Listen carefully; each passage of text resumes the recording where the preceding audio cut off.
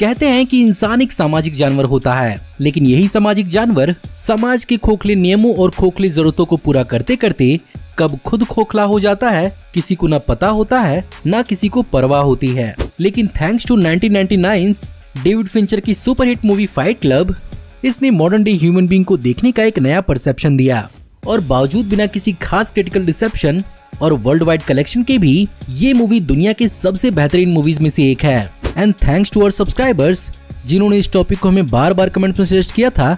इन्हीं की वजह से आपको इस मूवी के बारे में बहुत कुछ जानने को मिलेगा, जहां पर हम आज की स्टूडियो में बात करने वाले हैं 15 अमेजिंग, माइंड ब्लोइंग और awesome the fight club movie facts, वो भी भारी भरकम स्पॉयलर्स के साथ।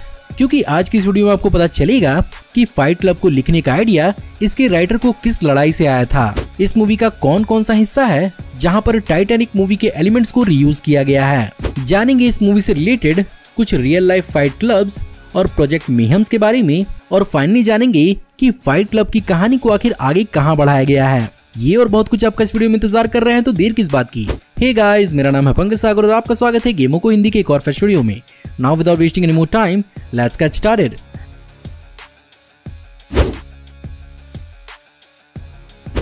(1998) की David Fincher directed superhit movie fight club based है इसी नाम के नॉवल पर, जिसे लिखा था चक पलोनियक ने, जहां पर वो इस कहानी को लिखने के लिए अपनी एक लाइफ के इंसिडेंट से इंस्पायर्ड थे। जहां पर एक कैंपिंग ट्रिप के दौरान जब एक इंसान उन्हें अपने रेडियो से अनॉय कर रहा था, तब उन्होंने उससे वहीं पर एक बहुत जबरदस्त लड़ाई की थी और वो बेसिकली अपना स्मैश्ड चेहरा लेकर अगले दिन ऑफिस गए थे। लेकिन उनके कलीग्स इतने बड़े ऑफिस ज़ॉम्बीज थे कि मजाल है कि एक ने भी पूछा हो कि भाई तेरा चेहरा कैसे फूटा, और मोस्टली लोग उनके मुंह पर ही इस चीज को इग्नोर कर रहे थे।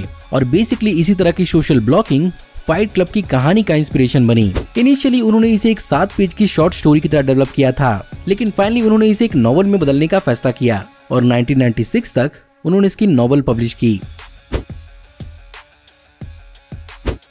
इसके ऑफिशियल शॉर्ट स्टोरी को पढ़ने के बाद से ही 20th सेंचुरी फॉक्स इसके राइट्स को एक्वायर करने में इंटरेस्टेड हो गया था, जिसके कारण उन्होंने इस कहानी के इनिशियल स्क्रिप्ट ड्राफ्ट की कुछ एक्टर्स के साथ एक अनपेड स्क्रीन रीडिंग रखी, जो लगभग 6 घंटे तक चली थी। फाइनली इस लेंथ को छोटा किया गया और फॉक्स ने इसकी राइट्स को चक पलोनियक से $10,000 में खरीद लिया, जहां पर पहले इस मूवी को डायरेक्ट करने का जिम्मा लॉर्ड ऑफ द रिंग के पीटर जैक्सन को दिया जा रहा था।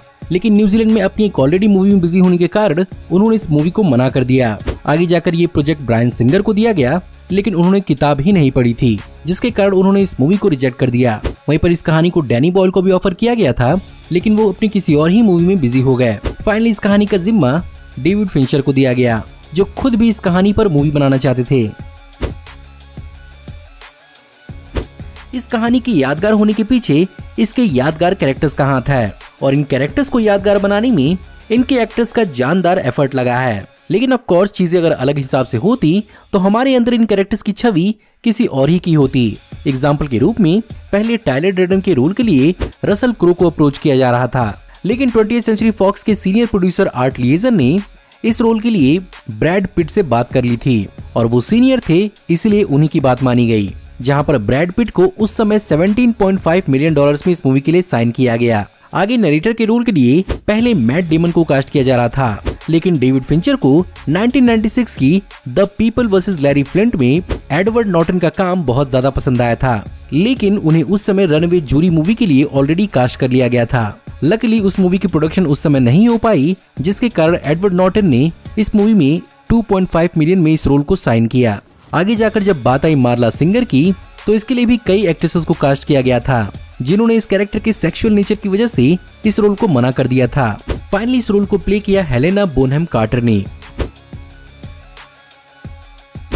अब बात इन कैरेक्टर्स की हो ही रही है, तो हो सकता है कि आप में से बहुत लोग ये बात मानते होंगे कि सारे के सारे एक्सेंट्रिक कैरेक्टर्स फिक्शनल ही हैं, लेकिन वहीं पर इसके राइटर चक पलोनियक के हिसाब से उन्होंने इस मूवी के 6 कैरेक्टर्स को अपनी रियल लाइफ 6 दोस्तों पर मॉडल किया है, और टाइलर डर्डन और मार्ला उनके रियल लाइफ इंस्पिरेशन के काफी ज्यादा करीब हैं। जहां पर उनके ऑथर बनने से पहले उन्होंने रियल लाइफ मार्ला से ये भी प्रॉमिस किया था कि जब वो एक बहुत ही फेमस इंसान बन जाएंगे तब वो उसे ब्रैड पिट से मिलवाएंगे। एंड गेस व्हाट, मूवी में कास्टिंग होने के तुरंत बाद ही उन्होंने अपने सारे के सारे 6 दोस्तों को अपने अपने कैरेक्टर से मिलवाया। जिन्होंने इस मूवी को ध्यान से देखा है वो ये बात जानते हैं कि डेविड फिंचर ने इस मूवी के अंदर कई सारे ईस्टर एग्स छुपाए हैं, लेकिन उनमें से सबसे कॉमन था स्टारबक्स का कॉफी मग। जी हाँ, वही स्टारबक्स का कॉफी कप जिसे गेम ऑफ थ्रोन्स के सीजन 8 के एपिसोड 4 से CGI से हटाना पड़ा था।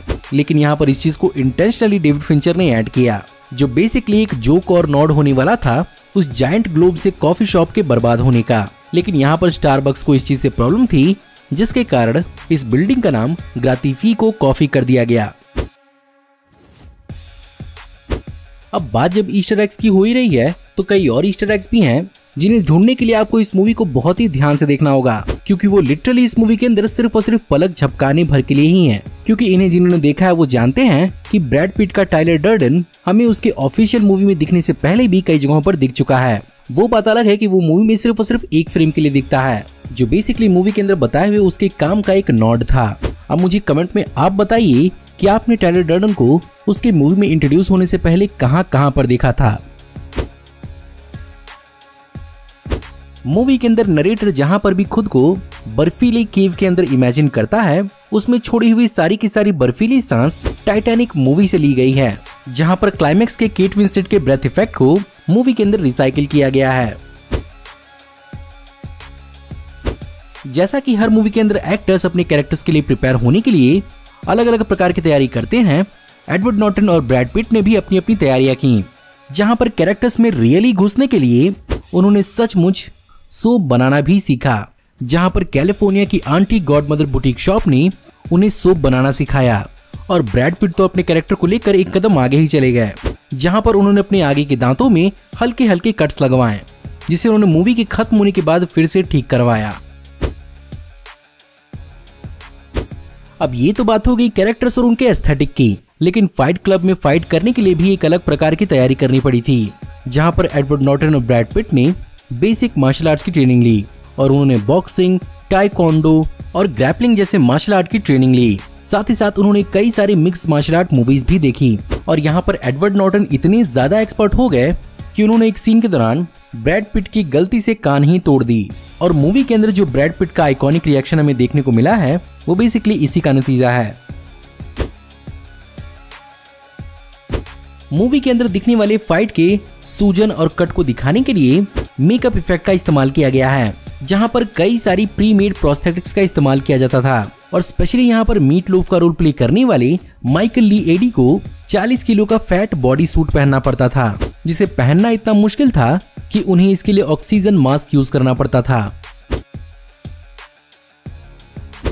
इस मूवी की मेजॉरिटी शूटिंग लॉस एंजलिस के सेंचुरी सिटी में बने कई सारी स्टूडियोज में हुई है, जहां पर इस मूवी के लिए टोटल 70 से भी ज्यादा सेट्स बनाए गए थे।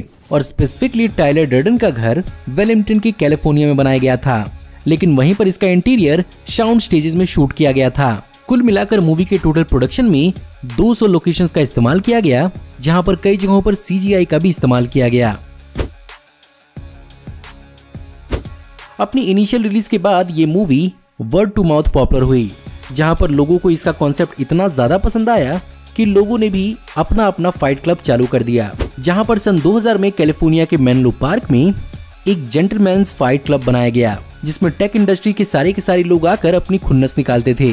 दूसरा, टीन्स और प्री टीन्स ने भी टेक्सास, न्यू जर्सी, वॉशिंगटन और अलास्का में अपने फाइट क्लब को चालू किया। और बात अगर यहीं पर खत्म हो जाती तो दिक्कत ही क्या थी, लेकिन नहीं, इनमें से कई बच्चों ने मूवी की तरह ही बम बनाना भी शुरू कर दिया, जहां पर 2002 में अमेरिका के कॉलेज स्टूडेंट ने मेल बॉक्सेस में पाइप बम रखना शुरू कर दिया। वहीं पर दूसरी ओर 2009 में एक 17 साल के लड़की ने मैनहट्टन में स्टारबक्स के सामने एक होममेड बम डेटोनेट किया। ऑफ कोर्स इन सब के पीछे गवर्नमेंट, पुलिस और अथॉरिटीज हाथ धोकर पीछे पड़ी। आज भले ही ये दुनिया की सबसे बेहतरीन मूवीज में से एक गिनी जाती हो, लेकिन जब ये पहली बार रिलीज हुई थी तब इस चीज पर लोगों के मिक्स्ड रिएक्शंस थे, जहां पर बहुत सारे लोग इस बात को लेकर कंसर्न थे कि ये मूवी बेसिकली क्लॉकवर्क ऑरेंज की तरह लोगों के अंदर हिंसा की भावना को उत्पन्न करेगी। वहीं पर कुछ क्रिटिक्स ने इस बात को भी रियलाइज किया कि ये मॉडर्न डे मैन की डे टू डे लाइफ से काफी ज्यादा सिमिलर है और ये बेसिकली उसी पर एक डायरेक्ट कमेंट्री है। वहीं पर दूसरी ओर इस मूवी को जब वेनिस फिल्म फेस्टिवल में प्रीमियर किया गया तब भी इसका यही हाल था, लेकिन फिर भी ये मूवी एकेडमी अवार्ड के बेस्ट साउंड एडिटिंग में नॉमिनेट होने में कामयाब रही। लेकिन यहाँ पर ये द मैट्रिक्स मूवी से हार गई। लेकिन वहीं पर अगर बात करें इसके फाइनेंशियल वर्ल्ड वाइड कलेक्शन की, तो यहाँ पर इसने $63 मिलियन की बजट पर सिर्फ और सिर्फ $101 मिलियन वर्ल्ड वाइड ही कमाए, जहाँ पर इसने अपनी ओपनिंग वीकेंड में $11 मिलियन कमाए थे और ये उस वीकेंड की सबसे नंबर 1 मूवी साबित हुई थी। लेकिन वहीं पर सेकेंड वीक में इसके व्यूवरशिप में 42% की कमी आई और अल्टीमेटली इसने यूएस और कनाडा से 37 मिलियन और all over the world $63 million कमाए। अब चलिए फाइनली बात करते हैं कि इसकी कहानी को आखिर आगे बढ़ाया गया है तो कहां बढ़ाया गया है। वेल, इसकी कहानी को ऑसम कॉमिक बुक्स के अंदर बढ़ाया गया है, जहां पर चक पेलानियक ने इस कहानी को कॉमिक बुक में बदलने के लिए हेल्प ली है नॉवेलिस्ट चेल्सा केन और comic book writers Brian Michael Bendis, Matt Fraction और केली सू डिकोनिक की, जहां पर ये नरेटर की मूवी के 10 साल आगे कहानी पर फोकस करता है। वहीं पर फाइट क्लब 3 भी रिलीज हुई, जो बेसिकली इसी कॉन्सेप्ट की एक शॉर्ट स्टोरी कॉमिक की कलेक्शन थी। लेकिन क्या फाइट क्लब 2 मूवी रिलीज होगी, इसकी अभी कोई कंफर्मेशन नहीं है। तो गाइस, ये थे 15 अमेजिंग माइंड ब्लोइंग और awesome the fight club movie facts. Of course fight club उन मूवीज में से एक है जिसका मीनिंग और मैसेज इसके बताए हुए टाइटल से कहीं ज्यादा ऊपर है। यही कारण है कि इस मूवी के इतने लेट अटेंशन मिलने के बावजूद भी आज ये दुनिया की सबसे बेहतरीन मूवीज में से एक है। वैसे मैं उम्मीद करता हूँ कि आपको आज की वीडियो पसंद जरूर आई होगी, और अगर आपको आज की वीडियो पसंद आई हो तो इस वीडियो को लाइक जरूर करिएगा। साथ ही साथ मुझे कमेंट में जरूर बताइएगा कि आपको इस वीडियो में बताए हुए कौन कौन से फैक्ट्स अच्छे लगे और आप इस मूवी के बारे में और कौन कौन से फैक्ट्स जानते हैं। इसके अलावा अगर आप हमारी आने वाली ऐसे ही ऑसम वीडियोस को देखते रहना चाहते हैं तो हमारे चैनल को सब्सक्राइब करिए, बेल वाले आइकन को दबाइए और हमारी वीडियोस को बिना मिस किए एंजॉय करते रहिए। और अगर आप चाहें तो इस वीडियो के लिंक को अपने दोस्तों ग्रुप्स के बीच में जितना हो सके उतना शेयर करें। Thank you for watching, see you in the next video. Till then take care, good bye.